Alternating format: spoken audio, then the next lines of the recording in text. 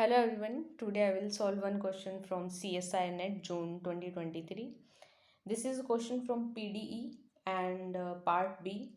Question is, let U be the solution of the Cauchy problem. This is given Cauchy problem, this is the initial condition. Which of the following is the value of U at 2, 3? तो first order PD को solve करने के लिए हमारे पास एक method है Lagrange's method.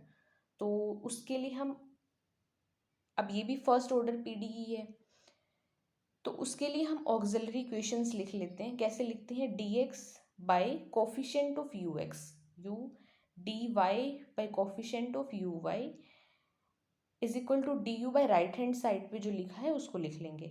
अब यहाँ से हम दो इंडिपेंडेंट सॉल्यूशन फाइंड आउट करेंगे। तो सबसे पहले इन दोनों को आपस में कंसीडर कर लेते हैं। यहाँ से ये हो गया और डिनोमिनेटर में जीरो है तो इसको अलग से कंसीडर करते हैं, ये आ गया। इसका मतलब क्या होगा? D U is equal to zero, यहाँ से U is equal to constant, एक सॉल्यूशन मिल गया। दूसरा सॉल्यूशन यहाँ इन दोनों को हमने कंसीडर किया है, यू की वैल्यू C1 है तो यू की जगह C1 पुट कर देंगे।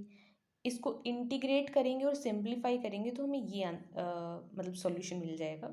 तो हमें दो इंडिपेंडेंट सॉल्यूशन मिल गए हैं।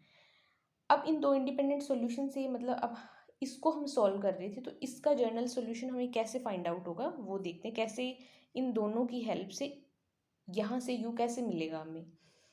तो सॉल्यूशन क्या होता है? जो भी हमें दो कांस्टेंट निकाले हैं हमने, five of C1 is equal to C2, या तो इस तरह से सॉल्यूशन लिख सकते हैं या फिर five of C1 C2 equal to 0, इस तरह से लिख सकते हैं। फाइव यहाँ पे कोई भी आर्बिट्रेरी फंक्शन है, हमें नहीं पता क्या है। दोनों में से कोई भी मेथड आप यूज़ कर सकते हो, लेकिन हम इस क्वेश्चन में ये वाला मेथड यूज़ करेंगे, five of C1 is equal to C2। Basically हमें फाई की वैल्यू फाइंड आउट करनी होती है। हमें देखना होता है कि फाई कौन सी कर्व है। अभी तो यहाँ पे आर्बिट्रेरी है बट हमें फाइंड आउट करना है। वो कैसे फाइंड आउट करेंगे? वो इनिशियल कंडीशन जो हमें गिवन होती है ना, उसकी हेल्प से हम फाई की वैल्यू फाइंड आउट करते हैं।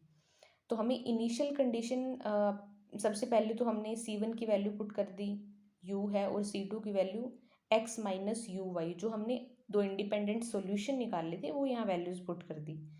अब फाई की पर्टिकुलर वैल्यू फाइंड आउट करनी है तो इनिशियल कंडीशन अप्लाई करेंगे, u at x comma zero, अब y की वैल्यू ज़ीरो हो गई है, इज इक्वल टू x, ही गिवन है इनिशियल कर्व।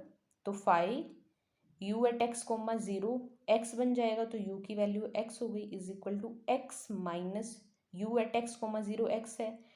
अब y की वैल्यू क्योंकि इनिशियल कर्व ले रहे हैं तो y की वैल्यू ज़ीरो है, तो यहाँ से phi x is equal to x आ गया। तो हमें कर्व तो पता चल गई, एक पर्टिकुलर कर्व है, phi x is equal to x.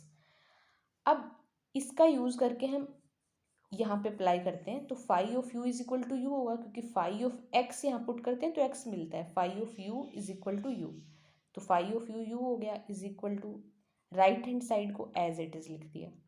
यहाँ से सिंप्लीफिकेशन करने पे, कैलकुलेशन करने पे हमें मिल गया u is equal to X by 1 plus Y.